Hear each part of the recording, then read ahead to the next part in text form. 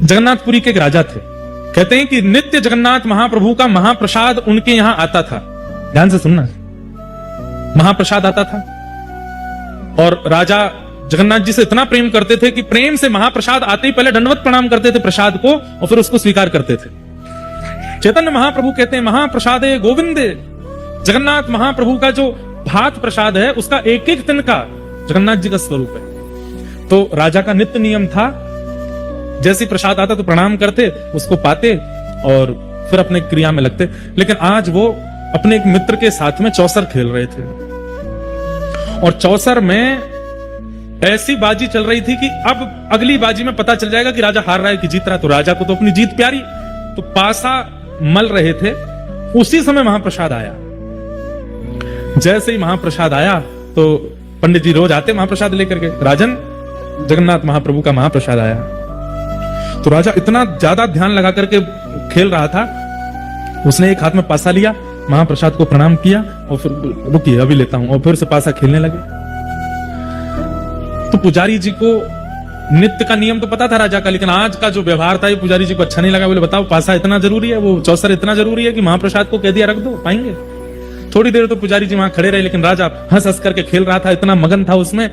पुजारी जी प्रसाद वापस ले गए अपने साथ। जब खेल पूरा हुआ, राजा जीत गया, हंसा, उठ करके अपने मित्र को हृदय से लगा, आज तो बड़ा आनंद आया खेल में, बड़ा बढ़िया। थोड़ी देर बातचीत हुई, मित्र जब चले गए तो राजा ने तुरंत पूछा वो महाप्रसाद आया था कहाँ है? तो सैनिकों ने बताया, पंडित जी खड़े रहे थोड़ी देर, पता नहीं, फिर ले गए अपने साथ।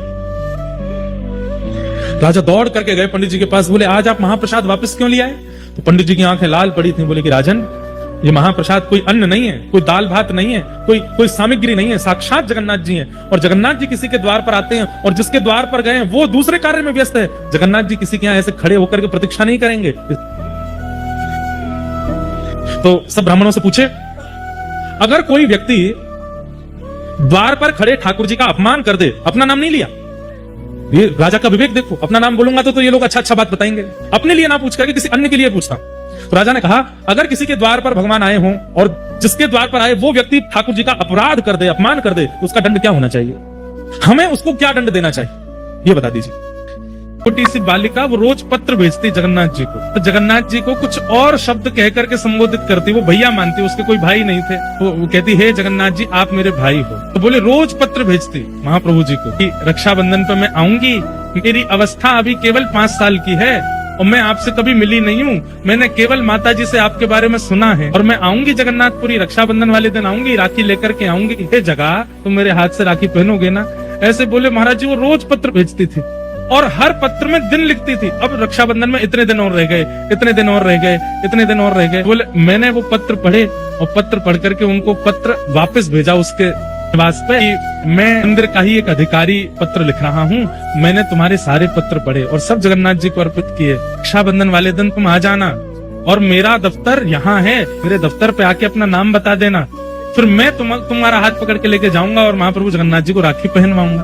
बोले महाराज जी मैंने उसको पत्र लिख दिया। रक्षाबंधन वाले दिन मेरे को भी प्रतीक्षा थी कि वो एक छोटी लाली, उसके इतने पत्र आ चुके हैं, वो आएगी, उसको लेके मंदिर जाना है। तो बोले एक हमारा समय रहता है, हमको व्यवस्था देखने के लिए मंदिर में जाना पड़ता है। तो वो समय आ गया था, तो मैं अपने अधिकारियों को बोल गया कि ये किस नाम की कन्या आवेगी, तो वो मेरा पत्र लेकर के आएगी, मैं उसको लेके जाऊंगा फिर मंदिर। बोले हम व्यवस्था देखने के लिए गए, व्यवस्था देख करके आए तो मैंने पूछा अधिकारियों से कि कोई लाली आई थी क्या छोटी? बोले हाँ, एक 4 साल की 5 साल की बालिका आई थी और आके थोड़ी देर बैठी रही, तो पता नहीं कहाँ चली गई। बोले मैं फिर ढूंढने निकला, पता नहीं कहाँ चली गई, बेचारी इतने साल से पत्र लिख रही है, इतने दिन से पत्र लिख, उससे राखी तो बंधवा दे।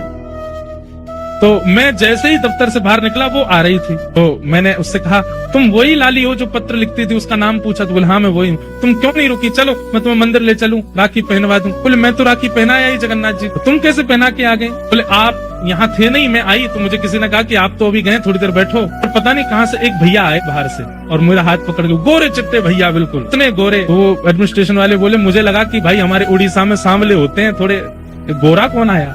बोले गोरे चिट्टे आए और हाथ पकड़ के ले गए और बोले लो यहाँ पे राखी बांध दो और जगन्नाथ जी को राखी पहना दो।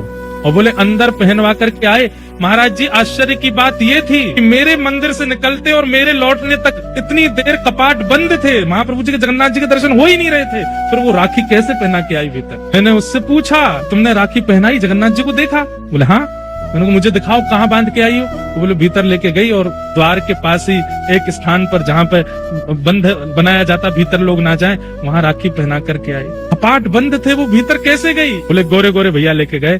तो फिर मन में भाव आया कि श्री बलभद्र जी आए और आकर के लाली को लेके गए, बोले जगन्नाथ जी को राखी पहना दे। आज भी एक नहीं अनेक लीलाएं मैंने सुनी है, आज भी महाप्रभु जगन्नाथ जी करते हैं। जगन्नाथ जी रोज रात्रि शयन करा करके पुजारी लोग जाते, सुबह आकर के जैसे कपाट खोलते तो क्या देखते, जगन्नाथ जी के वस्त्र फटे हुए हैं, यहाँ से आंखों के पास में ऐसे छिल रही है जैसे मानो कहीं किसी ने कोई ठाकुर जी को बहुत ज्यादा कष्ट दिया है। पुजारियों ने निवेदन किया, भगवान कि आपके वस्त्र फटके से जाते हैं और आपके अंग प्रत्यंगों पर इतने कांटे क्यों लगे हैं? तो जगन्नाथ जी बोले जगन्नाथपुरी को एक माली है और उस माली की पुत्री वो किसी गुरुजन से गीत गोविंद सीख करके आ गई है। अब वो जब अपने वन में बैंगन तोड़ने के लिए जाती है तब गीत गोविंद गाती है और उसको सुनने के लिए मैं उसके पीछे पीछे जाता हूँ। वहां इतने सारे कांटे होते हैं, मुझे पता ही नहीं चलता, वो सब कांटे लग जाते हैं, मेरे वस्त्र फट जाते हैं। तब महाराज पुजारियों ने उस माली की कन्या को बुलवाया और श्री जगन्नाथ जी के सामने बैठाया। बोले अब यहाँ गाया करो गीत गोविंद। जैसे उसने गीत गोविंद गाया, महाप्रभु जगन्नाथ जी झूमने लगे और झूमते झूमते पुजारी जी से बोले इसको लाओ मेरे हृदय से लगा दो। जैसे ही ठाकुर जी के हृदय पर उसको जाकर के आच्छादित किया, हृदय से लगते ही उसने अपने प्राण त्याग दिए और ठाकुर जी में ही विलीन। आई थी, उन्होंने विचार किया कि जगन्नाथ जी को दिन में तो खूब भोग लगता है, लेकिन जब रात में पट बंद हो जाते हैं तो उनको भूख लगती होगी। तो 3 बजे तड़के उठकर बिना नहाए धोए सबसे पहले खिचड़ी बनाई और जगन्नाथ जी को रो के पुकारती। तो जगन्नाथ जी आने लगे, उनकी गोद में बैठ जाते और वो पूरी खिचड़ी पकाते। एक दिन 7 बजे लगभग सुबह स्नान करने जा रही थी तो एक संत भगवान मिल गए जो नियम कानून को जानने वाले थे और नियम से चलते थे। उनका कर्मा भाई स्नान करने जा रहे हो?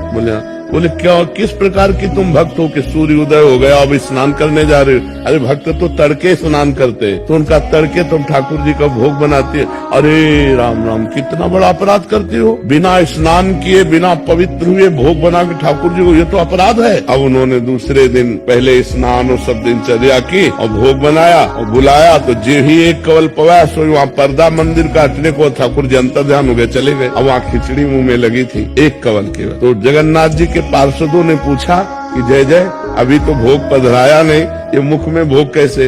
अरे बोले कर्मा बाई और नियम वाले के चक्कर में पड़ गई है तो एक ही कवल में कर्मा बाई से कह दो मैं नियमों से प्रसन्न नहीं होता, मैं प्रेम से प्रसन्न होता।